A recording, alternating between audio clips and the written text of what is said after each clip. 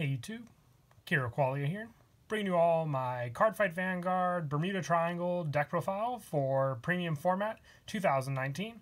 Want to do an update to a premium build using the new trial deck for Schokolade Melody.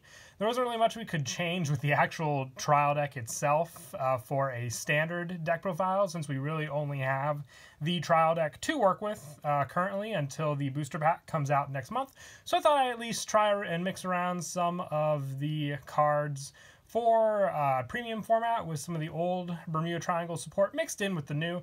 The new support is definitely really good overall, so just tried adding in what I think would help, just for a premium version of the deck altogether with the deck profiles. Let's go ahead and get started with the deck profile. So to start off, I run two Perfect Performance Angie. We'll be getting this card in the Revival Collection very soon as well, so another easy card to get if you're planning to play premium format with Bermuda Triangle. It's a very good card for a Generation Break 2. You counter the last two, choose a face-down card from your G-Zone, turn it face up, choose any number of players' cards in any circle other than the Vanguard circle and return them to hand, and then this unit gets plus 5,000 until the end of turn for each card, and if the number of cards returned is 5 or more, you draw a card, and if the number of cards is 7 or more, this unit gets drive +1. So you just have overall great pressure since you can return things that are locked, you can return other units that your opponent controls, and just gain all the different skills depending on how much you return back to your deck. I wanted to stick with as many generic strides as I could because that's really the whole point of the standard support that we have so far for the deck. So just found two of these very good to go into. I also run two Legendary Idol Riviere. With this one, it works with the Riviere effect, but I also like it if you have 3 or more face-up cards in your G-Zone just for a counterblast one, and choose another Riviere from your G-Zone, turn face up, and it gets plus 10,000 and extra critical until the end of turn. So just more pressure with this card, especially with force markers, also just being able to hit big numbers when this one attacks. Just very generic for that plus 10 critical skill. And I also run 4 School Etoile Olivia, just another generic bounce and then call and then additional critical with this unit as well. You have to unflip for her also, but you have the pressure to go up against your opponent with this card, and just multiple attacks with some of your other Bermudas that can just get some pretty big numbers with the force markers. Once again, going back to that, since very helpful that the Bermuda Triangle clan is force for the imaginary gift, so just the rear guards you can call, depending on if your opponent gets a trigger or not, definitely does help for the power plays. And I also have Lucky Rise Alprina in the deck as well, just a one of. If you want to take this out for the Zeroth Dragon Megiddo, you can do that as well. Just didn't have Megiddo to place into the deck, but other than that, it definitely does help for just the bounce and then reuse of some of your units, maybe in different columns, you name it. So just having this option available to you. But like I said, if you want to go into Megiddo instead and just have that more pressure play, another good option to try out. And for more additional one-ofs, I run 1 Celebrate Voice Loris and 1 Final Priscilla. This is the Gen Break 8, so you have very good pressure with this if you can set it up, and you have plenty of strides which you can go quickly into as well to easily get this out late game. And then Loris is just another bounce critical effect as well for the Generation Break 2 for a once per turn flip up. Just another good one-of option to run in the deck. And for the G-Guards, I run 2 Luxury Wave Ellie, just having the easy shields for having another Ellie in your G-Zone. And then for a Soul Blast 1, when this card is put into your G-Zone, face up, you may pay the cost. If you do, turn it face down. So being able to reuse it as well, if you just want that one for big extra shields, also does help for sure. And also just being able to turn up another Ellie with one of your other cards and having the option to turn it face down means you won't go through your G-Guardians as quickly.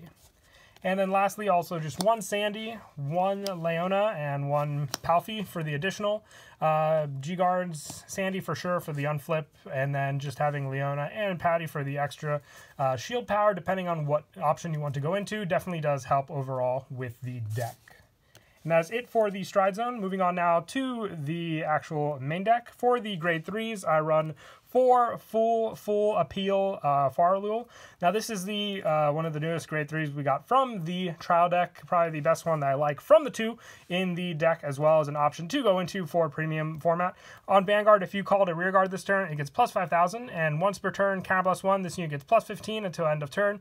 And if you have 5 rear guards, draw a card. So you have those draw options. You also use her for the force markers, but most of the time I also just like it because she is a 13k body when you stride onto her for bigger numbers as well, and just defensive. Just having this as a good option for your, going up against your opponent's numbers, another good key play to remember.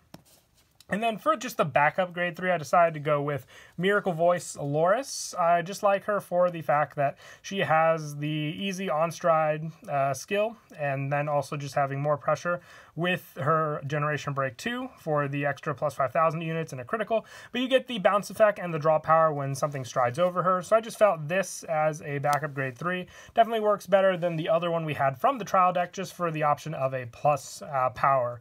When you have draw power and 13k body with Farful, and then just the option to go with Loris for that draw power, just an additional one that works very, very well with your strides.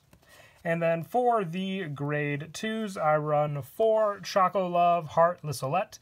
With this one from the hand, it could be called as a grade 1, so great early game pressure. And also on Vanguard or Rear, when placed, look at the top card of your deck and call it to rear or put into your soul. This ability may only be used once by a card with this card name, once a turn. So you just have soul power. It's a 10k shield for defensive plays on your Vanguard circle as well. But being able to build up the soul for a lot of our other effects we run definitely does come in handy there. But I really do like it for the early game, being able to be called as a grade 1 for more pressure on the turn you attack first also. And I also run 4 Concealed Bitter NS with this one.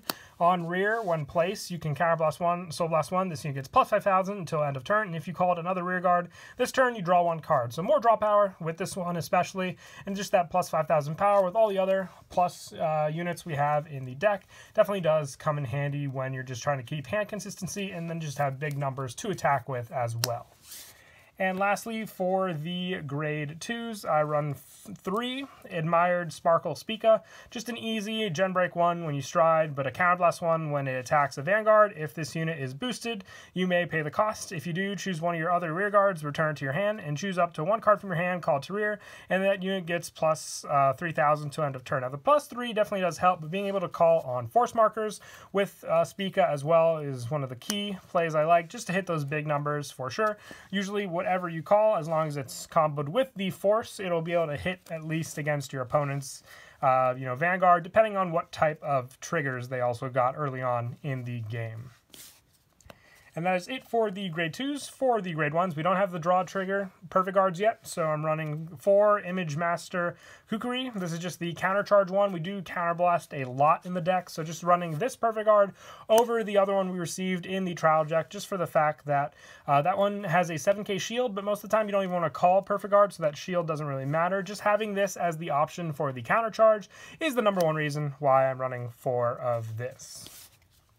And I also run 4 of the Special Message Aurora. With this one on Vanguard or Rear, when it's placed, you draw a card and discard a card from your hand. And this ability may only be used once by a card with the same name once a turn. So it's an 8k, so very, very good on the Vanguard, just being able to draw through some of your other cards. In some of the situations, even just setting up this in the drop zone, if need be, is a good option to go for. Most of the time, I just like to hold on to my perfect guards, of course, but even just going into the proper cards, if I need for the ride chain, this is a great, first turn ride option on your Vanguard circle to go into, which is why I definitely do like to run 4 of her in the deck. And I also run 3 Best of Best Isabella. With this one, when placed on rear, you Soul Blast 2. 2 of your other rear guards get plus 5,000 to end of turn. If you have 5 rear guards, you draw a card. Very easy to set up your rear guards and then just bounce them back to your hand with other skills like Angie or even just Olivia. So you can make full use of the draws early game and then just have the setup for your power and draw as well. And with the soul buildup, Lissolette definitely does come in handy with that, just being able to add the cards to your either calling it to rear or putting it into your soul, depending on what you want to do. You have both options available, and then just the soul build up with Isabella. And lastly, for the grade 1s, I run 3 Talent of Perseverance Shandi. Not only can you search Loris with this card, but just for the strides, we run 8 grade 3s in total. So having the option to just have more stride fodder with this card is the one reason I decided to use it as the final spot for the grade 1s. Now, the one thing I didn't say with the grade 2s that I might consider putting in over the Spica, just because I didn't have them, is Potpourri. So if you have Potpourri, you can try swapping out Spica for that, or you can even try switching around Ennis for it instead, depending on what you want to go for as the player, because Potpourri definitely does work very, very well with the new support we received for the deck. And that is it for the grade 1s. For the grade 0s, the starter, it could be basically whichever of the standard starters we received. We had the 5 promo ones from the trial deck, or we even had the generic one that came with each one. Just, you know, the generic draw a card when wrote upon, so whichever one you prefer. Just being able to keep soul power, but draw power as well is the reason I decided to stick with this starter over all the other ones we had from premium format. And also I run the 8 criticals, so 4 Lover Hope Rena and 4 Direct Sign Persh, just the stronger triggers. I decided to stick with that lineup for all of these, so 8 critical. And then for the draw triggers, 4 Joyful a la carte Irma for the draw, which will be the perfect card when we receive it in the new booster set, but I do plan to update the premium deck as well when we receive much more of the new support. And lastly, 4 Handmade Lover Elna for the heal trigger, just the 20k shield. You can't pass this up. Good for the G guards when you need them, but just having this option available when you don't want to go into them is just another good bonus for sure. But that is it for the deck profile. I hope you all enjoyed the video. Like I said, decided to stick with the premium for this deck because there's not much I can do for a standard format deck profile until we get the actual set. But until next time, please don't forget to leave a like and subscribe, and Kira Qualia out.